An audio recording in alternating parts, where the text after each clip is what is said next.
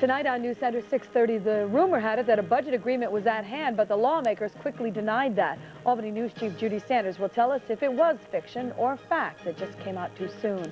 There's a new Get Tough on Drugs policy kicking in at the Albany County Airport, but it's not without its critics, and we will tell you why.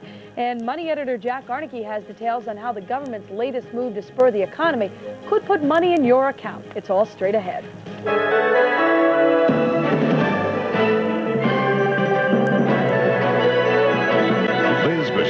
And meteorologist Neal Estano. Now, live, the #1 news in the Capital District.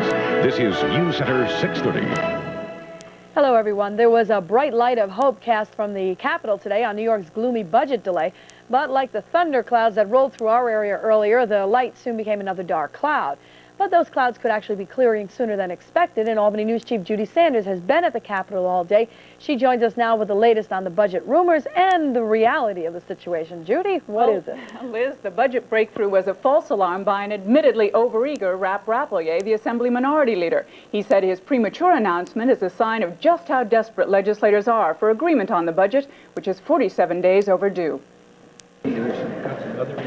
Assembly Minority Leader Rap Rapelier apparently jumped the gun when he said a budget agreement was near and bills are being printed. My statement was it would appear that they've gotten close to a conceptual agreement. But again, whether it's a three-way or not remains to be seen. Part of that three-way is Assembly Speaker Mel Miller. He said there's no deal. There's no agreements. That's all I have to say at this point. Is there a tentative agreement? There is no agreements. But Senate Majority Leader Ralph Marino hinted at a weekend breakthrough. I'd have to say we're making great progress, and we could have an agreement by the weekend. The governor's optimistic they'll pull it off. I am convinced that they will do that. I'm convinced that there are no games being played yet. But the governor questioned where the money's coming from. It appears to hinge on some sort of gas tax. But he warned if the money's not there, there could be more layoffs.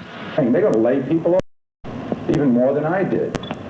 Well, I'm very hesitant about that. I know what the pain was. I inflicted it. Legislators had been put on 3-hour notice over the weekend. So the roller coaster ride continues with the leaders saying there should be a budget agreement next week and the governor saying that's unlikely. So, Judy, there are people working on it this weekend, then? Yes, there really are. All the leaders are in town over the weekend, and if they have to call legislators in to vote on anything, they're on 3-hour call. All right. Well, let's hope something happens. Closer than ever. All right, Judy, thank you. Now, the news from the Capitol took everyone by surprise, but our political observer, Dr. Alan Chartock, has learned that the rumor of an agreement angered many of the powerful lawmakers. Alan is in New Orleans, but he's been on the phone to Albany all day. He joins us now on the phone from New Orleans with the latest. And, Alan, what have you found out? Well, I'll tell you one thing, Lizzie. The governor is obviously in a tough spot here because if they shove something on his plate that's unacceptable, he'll look like the crybaby, the guy who's saying no, and his people are telling me over and over again that he is not going to allow that to happen to him and that he's going to hang tough. If they give him something that is unacceptable, that is, quote, a two-way between Marino and Miller, and he's not included in on it, then he's going to say no. And, of course, then the potential for a veto becomes clearer and clearer. So we are into what we might call end play, as in a chess game, and he's got to play it very, very carefully. Rapelier, obviously, is always the odd man out. Yeah, what was the deal there, Alan? Did he speak out of turn, or do you think that there was some pressure to bear to stop speaking after he started? I think both, obviously. That's quite correct. I think Rapelier and his Republican assemblymen have been doing yeoman work getting everybody to get going and putting tremendous pressure on with the day's pay being docked and all of those suggestions, Tedesco and Faso and all the rest of them. So I think what's happened here is they were determined not to let this slip away. They saw an opportunity to sort of get in under the wire and say to everybody, hey, here comes the budget.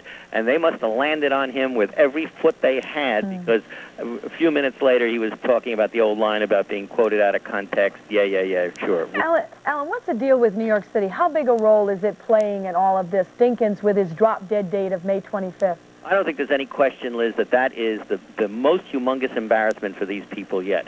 Because no matter what we here in Albany like to gripe about, the Big Apple, the Rotten Apple, the rest of it, New York City is central to the welfare of the state, obviously. And if, in fact, they have to go get their credit rating lowered again, and if they look like they're not going to make it, and if they have to have some kind of fiscal control board put on top of them, then I think it's really a terrible, terrible thing. And the legislators know this is one that they will look even worse than ever. And they look bad now, as we all know.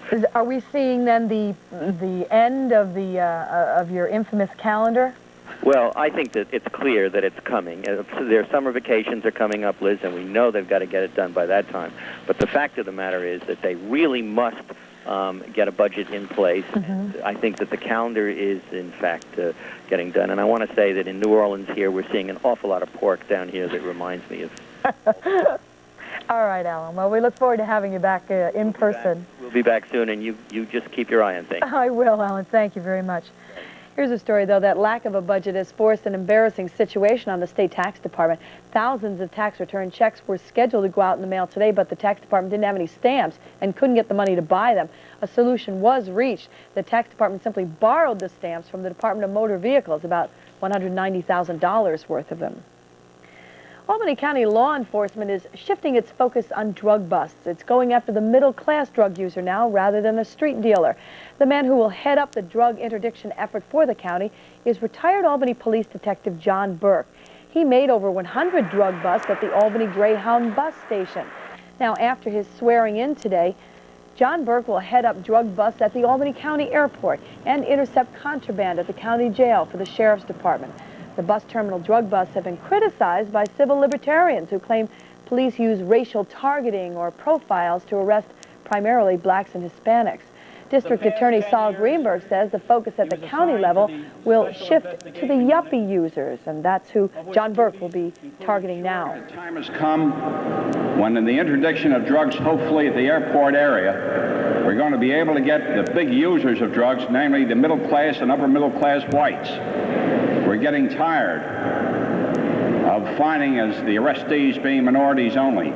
I think that if we started arresting middle-class young people who were very much involved in the drug trade and drug use, that I think there will be a great outcry in our community, because we're talking about the sons and daughters of doctors and lawyers and middle-class America, and I think we'll probably take a different tact in terms of trying to deal with the drug problem once that happens. And I don't see that it's going to happen.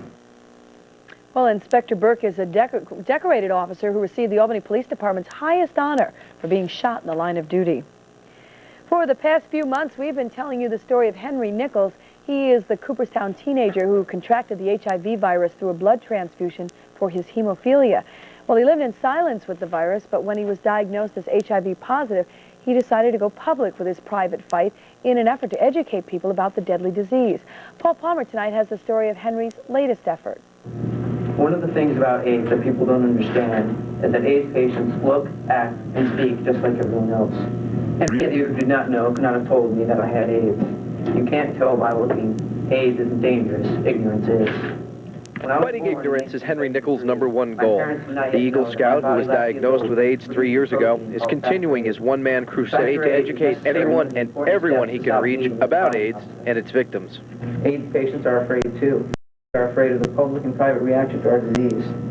This meeting was in his hometown of Cooperstown. Henry's decision to go public was not easy. He was afraid of being isolated by the people in his school and in his town, but that hasn't happened. I am unwilling to remain silent. I did nothing to deserve this disease, and no one could ever deserve this disease. There is no such thing as a guilty or innocent victim. AIDS victims are all victims. We are all victims of AIDS. I am not a danger to my community. Henry's been on a non-stop speaking tour. His cause has even gone national and international. He'll be in an upcoming People magazine, and this meeting was also being taped by a Japanese television network. And throughout it all, the people of Cooperstown continue to rally around their native son. I'm not surprised at the way Henry handled it. Henry's whole family is a family of public service. And it was very natural, in my opinion, that they would approach this situation like this, take a difficulty and turn it around and try to help other people through their difficulty. Paul Palmer, NewsCenter 630, Cooperstown. And we're going to stay with Henry's story, sharing it with you as he continues to bring light to the AIDS issue. Still to come tonight on NewsCenter 630, Tom Mailey goes behind the scenes to a red, white, and blue salute in the Electric City for local Desert Storm warriors. But first, the news of your money. The government is about to restore one of the most popular retirement accounts ever. Jack Aernecke will have details to help you save.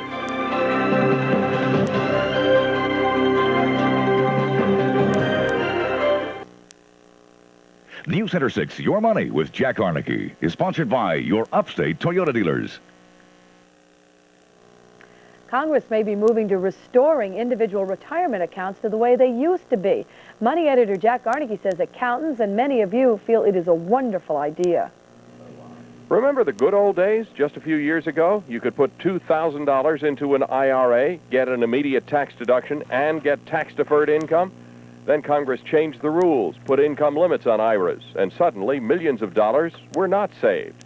Kevin McCoy, director of Marvin & Company Accounting in Albany, says the effect was dramatic just with his clients. I just did a rough estimate, and we've looked at it over the years, and I think that probably about $2 million a year was being deducted on our client base alone that is no longer being deducted from their tax returns. So that's money that didn't go into the banks or mutual funds. But give you a deduction, and many of you say the saving will start again. Well, that sounds good to me, and I think the IRA is the way to go, and this country should be doing more of it. I'd start putting money in again. I haven't in the last couple of years since they changed the tax rules. Would that encourage you to put money in something like that? It sure would. You would do it then? Yes, I would. Right now, I can't even save in a regular savings account because they tax everything and take it from you. Yeah. One of the reasons they want to bring IRAs back the way they used to be is to try and encourage more of us to save. They say without more savings, our standard of living is going to change for the worse. The savings rate allows the banks to use more money to loan for more housing and more other purposes that increases people's worth to some degree. And there would be one more advantage for the recreated IRAs. Money could be withdrawn for a first home, higher education, or big medical bills without any penalty. I'm money editor Jack Aernecke, NewsCenter 630. Now, at this point, 3/4 of the members of the Senate actually support the bill, and Federal Reserve Chairman Alan Greenspan says he has no objection to the plan. We'll keep you posted. On Wall Street today, yesterday's gain was erased, and the Dow went back on the slide. The industrials finished the day off more than 7 points, closing at 2886.63. But you'll see that AT&T was actually up an eighth, GE was up 3/8, 9X lost an eighth, and IBM fell 3/8. Niagara Mohawk was unchanged today. New York State Electric and Gas fell an eighth. Kodak was unchanged, as was Northeast Savings. 2 people are dead after a fire roared through the Walt Whitman Mall in Huntington, New York last night. Investigators say a cigarette thrown in an artificial flower display is to blame. 35 others were injured in the fire, which broke out about 8:30 last night. Police say there could be more victims buried in the rubble. Well, meteorologist Neal Estano is straight ahead. The very latest on those heavy thunderstorms rolling through our area right now. Neal? As some areas still being affected by the thunderstorms. Also, we'll have some video of what those thunderstorms did around the region and the pollen count. Stay tuned.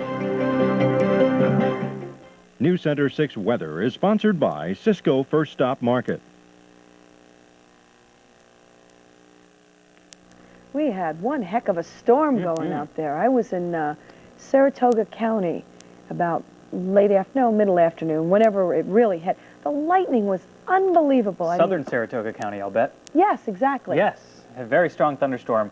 Hit a level 5 out of a possible 6 for strength. So this is a big storm. They were bright and intense, those lightning bolts. Well, most of it has moved off to the east-southeast, and I'll show you that on radar shortly. I want to show you the pollen count first off today, and we did have the pollen count on the high side.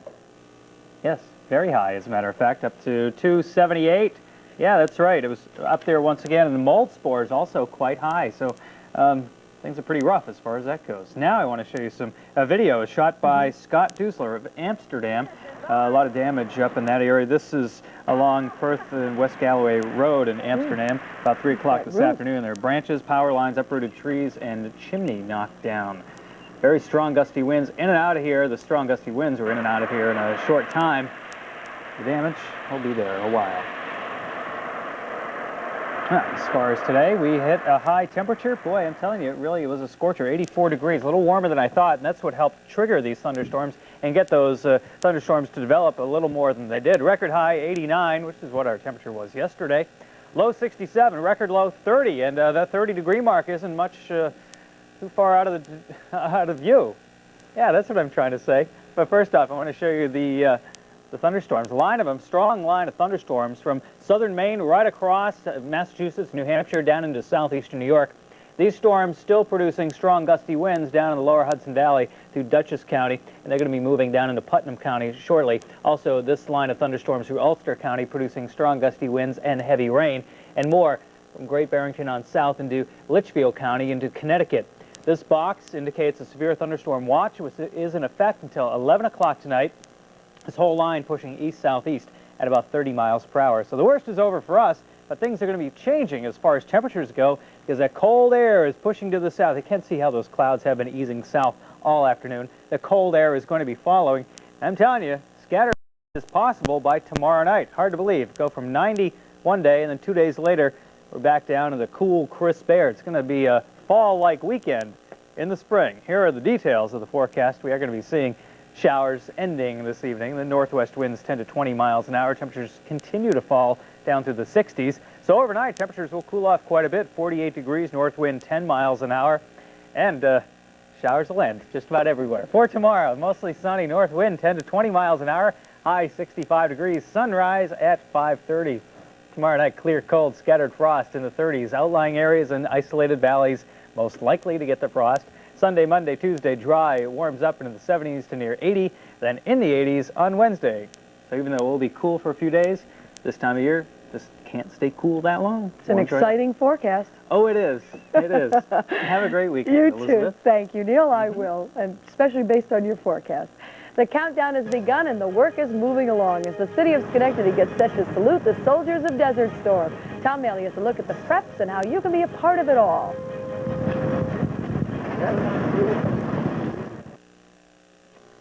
In Lifestyles tonight, we have a preview of some special activities in Schenectady to honor area servicemen and women who are returning from Operation Desert Storm. And Tom Mailey is our parade master on this one. Well, you bet. This is a real community event, Liz. Several thousand people have come together to plan, work on, and clean up after Schenectady's We're Proud Homecoming Parade. Sunday afternoon in the Electric City has been dedicated to welcoming back area troops from the Persian Gulf. It's the We're Proud Homecoming Parade. The folks that from especially this area, we're proud of you people for serving. We're pleased that you're back with us.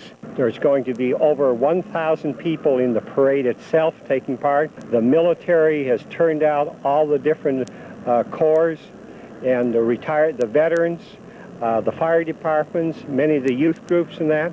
And we're just very excited about the way the entire community has come forth. General Electric is also playing a role in Sunday's activities. We've got about 21 people who served, about 16, 18 are back. The big sign at the main plant on Erie Boulevard is now red, white, and blue in honor of this Sunday's events. The GE maintenance crew had to change 1,399 lights. 25-watt bulbs, GE bulbs, made in Cleveland, Ohio. 130 volts, and the sign will be lighted that way until at least the 4th of July. The parade will begin on Sunday at 2 p.m. at the main GE plant. It then goes to State Street, turning at Lafayette Street, onto Franklin, and ending at the J Street side of City Hall. And we're trusting for a great day with good sunshine and that everybody in the entire area will be with us. Now, there's going to be entertainment all over downtown Schenectady. Mayor Karen Johnson, some congressmen will make some speeches, and a moment of silence. That's also important, too. And wear red, white, and blue if you're going to be there. All right, that sounds terrific. I hope everybody does go out. It'll be fun. We all love a parade anyhow. You bet. This is a special one. Have a good weekend. Thank you, Tommy. You too. When we come back on NewsCenter 6:30, the man who helped get the Olympics in Los Angeles and brought baseball back on top offers up some advice for graduates.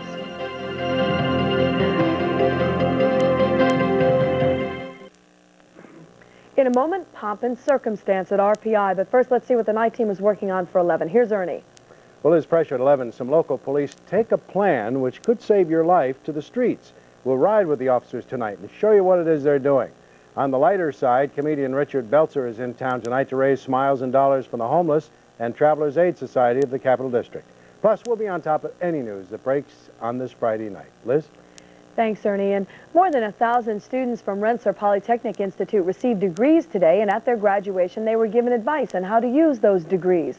Former baseball commissioner and organizer of the Los Angeles Olympics, Peter Ueberroth, delivered the commencement address.